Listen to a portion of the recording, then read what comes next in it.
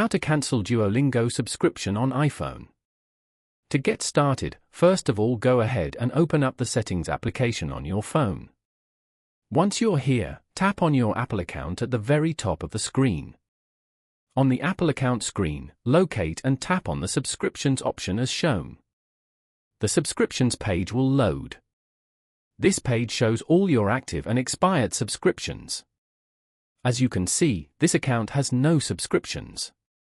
If you had a Duolingo subscription, it would be listed here. Tap on the Duolingo subscription to open its details. On the next page, look for the Cancel Subscription button. Tap on it and then confirm your choice to cancel. Following these steps, you can easily cancel Duolingo subscriptions on an iPhone. Thank you for watching.